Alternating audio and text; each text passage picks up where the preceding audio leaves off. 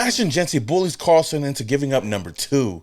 Maxx Crosby praises the Raiders 2025 draft class, and the best free agent fits post-NFL draft. Yo, what is up, Raider Nation? It's your boy, Samoa Raider, back at it again with yet another video. If this is the very first time you guys are coming across this channel and you love Raiders content, then hit that subscribe button, hit that notification icon button just to notify you guys when I upload more videos just like this. We are almost 500 subscribers away from 50K, so if you haven't already, man, hit that subscribe button. With that being said, let's get started with the video. First things first, let's talk about the new numbers that just got released today. Of course, we already know that Ashton Jeanty will now be wearing officially number 2, which means Daniel Carlson has to go out and get another number, and he's going to go right back to the number 8. As you guys may already know, he changed his number from 8 to 2 when the Raiders went out and signed quarterback Marcus Mariota to the team, and he's been rocking number 2 for quite a long time. Now, it's kind of crazy that a new rookie comes in and Carlson just has to give up number 2 and move back to that number 8. Now, we all know that Jeanty wanted to have number 2 coming into the NFL, and he is one of the most talented players in this year's draft class. Now, who knows how much, Jeanty paid Carlson, or maybe Carlson was just being a nice guy and just gave up the number 2 knowing that he was going to want to rock that number. Let's just hope that Ashton Jeanty could do some good in that number. I mean, Daniel Carlson has done a great job in that number, but the last, first round pick that the Raiders have had to rock number 2, they didn't really pan out for the team, so we'll see what Jeanty can do moving forward, which I'm really excited to see. But let's talk about all the other rookies that officially got their numbers, starting with Cam Miller. He's going to be rocking number 5. Dante Thornton Jr. will be rocking number 10. Jack Besh will be rocking number 18. Tommy Mellett will be number 19. Darian Porter is going to be rocking number 26. Cody Lindenberg is getting that 5'4". Charles Grant is going to be number 60. Caleb Rogers, 76. JJ Pegues, number 92, and Tonka Hemingway is going to be rocking that number 97. For the most part, I don't think anybody really got a bad number. Most of them got pretty solid numbers. I know in recent history, we've seen a lot of rookies have some weird numbers, but for the most part, I think it has been solid so far. I just think that the Raider Nation is just happy that Ashton Jeanty is going to be rocking that number 2. Now, speaking of this draft class, I talked about it in the last video, and I feel like everybody's been talking about the Raiders draft class so far, giving the Raiders a lot of praise. But shout out to Todd McShay, though. He gave the Raiders a lot of praise and said that the Raiders basically got a lot of value picks. The Raiders.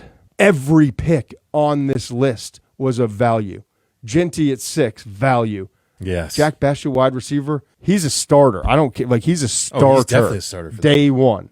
Physical slot, block down the field. Darian Porter, traits for days. Still developing. So was Reek Woolen when he came out of UTSA. And this guy's got former wide receiver, ball skills. Dante Thornton, speed, explosiveness. JJ Pegues, my guy. Best running back in the SEC, That's right, according baby. to you. It's Tommy Mellott from Montana State, who's a quarterback, but he's going to be a wide receiver. Julian Edelman is the comp. Yep. An outstanding runner, tested extremely well. Doesn't throw the ball well enough. He's not big enough to stay a quarterback, but he's an intriguing prospect. Like, I do love that draft for SpyTech, first year there, and with Pete Carroll. Like, they made some headway starting with Jeanty. And I agree with Todd McShay 100%. It's the same thing that I said in the last video, the same thing I said after the draft. The Raiders got a lot of quality players that could start day one, and the Raiders did a great job in those first 3 picks, and then we got a lot of other picks that could possibly start this season, which I'm really excited about. Now, it's one thing for the media to give the Raiders a praise, but it's another thing when one of our top players, the face of the franchise, is also praising this draft class. Maxx Crosby recently went on his Rush podcast and talked highly of what, John Spytek, Pete Carroll, Tom Brady was able to do with this draft class. They didn't only go out there and get names and guys that put up great stats. They brought in players that they felt fit the system, fit the culture, can come over here, have that high upside, and just help the team in general. That's the thing with the draft. Like, you don't know till you know. You know what I mean? That's the biggest thing. Like, obviously everyone right now, you have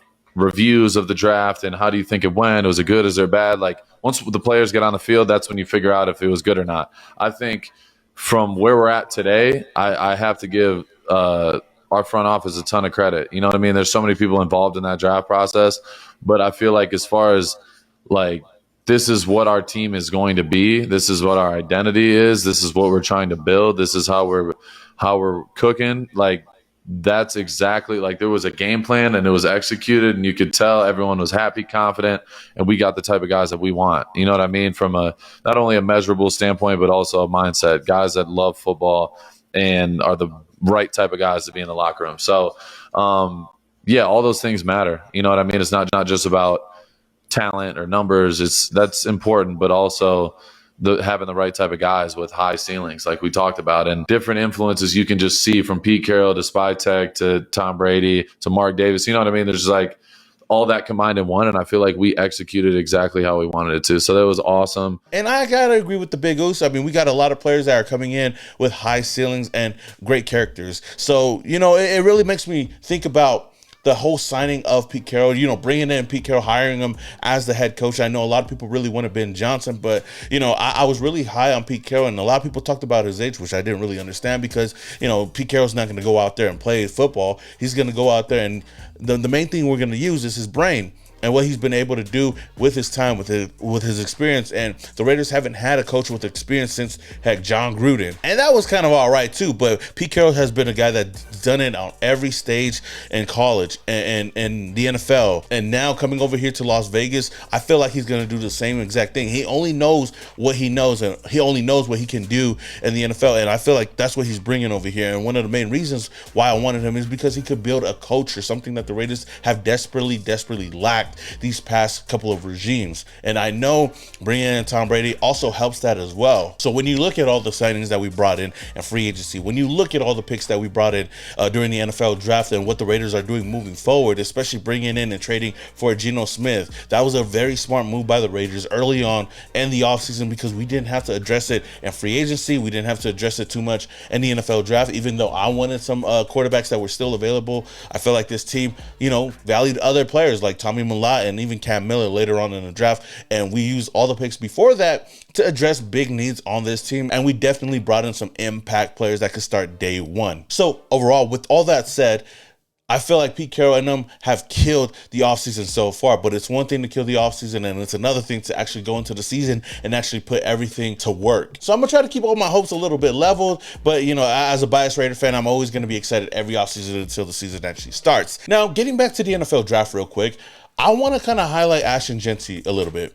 A clip came out, you know, of Ashton Jeanty, you know, the moment he realized that he was going to go to the Las Vegas Raiders. You know, it had some behind the scenes footage of him, which I'm going to play right now, but it really puts everything into perspective to seeing these young players, you know, waiting to get the call and just getting that call in general, and knowing Ashton Jeanty going into the NFL draft. A lot of people had the Raiders getting Ashton Jeanty, but to actually see it happen in real time, hey, you can't hate on it, and I'm just happy that he is a part of the silver and black. Now, that's definitely a surreal moment. It kind of gives you goosebumps just thinking about the whole thing. And it only makes me more excited because Ashton Jeanty was also excited and happy to hear the call from the Raiders, and he's excited to be a Raider. So at the end of the day, no matter how I felt going into the NFL draft, Ashton Jeanty is a Raider. He's going to be a Raider moving forward, and I'm going to root for him. And I'm happy that he is going to be donning the silver and black. And I guess you can say that the Raiders wanting Ashton Jeanty probably was the worst kept secret in the NFL. Heck, when you really think about it, the Raiders GM, John Spytek, was the only GM to show up at Ashton Jeanty's pro day. I mean, usually scouts just go and check those things out, but John Spytek was there in attendance, had a meeting with Ashton Jeanty, and also even took him out to dinner. So that kind of tells you how the Raiders felt about Ashton Jeanty. Yeah, you know, once once I seen the statement about Spytek's son, I knew it was gonna happen. You know, there's no way. Got to keep the family together. Once we kind of got to the Browns, and you know, I didn't get no call from now on. I'm like, hey, I'm finna be a Raider, baby.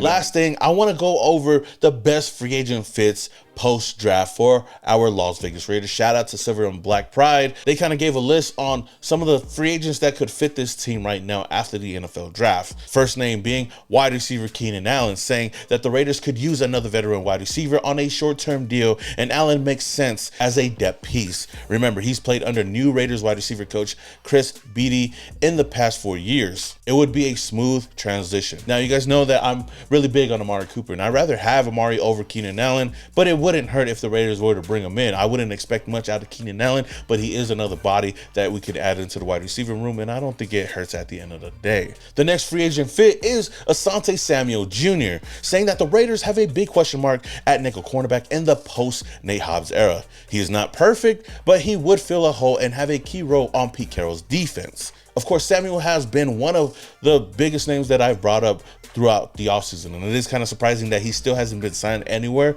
I feel like he could easily come in and fill a role for this team and at least provide some depth at a position of need for the Raiders. Now, some other cornerbacks that are still available that the Raiders could possibly target is cornerback Rasul Douglas and cornerback Mike Hilton. I feel like whoever the Raiders bring in would solidify the position. Now, moving on to the safety position, they brought up Justin Simmons, saying that the Raiders like young Isaiah Polamau and he will get a chance to start, but Simmons is a quality player who could bring some personality to the back end of the defense. The Raiders could use some veteran leadership in the secondary. Simmons would be a valuable addition. Now, of course, I know that Simmons isn't the player that he once was, but he's easily could be a perfect, plug and play player for this defense, especially in Pete Carroll's defense. And even if he doesn't start and he backs up a guy like Isaiah Polamau, he at least can be a mentor for a young up and coming safety. The next player being defensive end, Zadarius Smith, saying that the veteran pass rusher may have better fits because the Raiders would use him as a rotational piece, but they could use some more pass rush juice,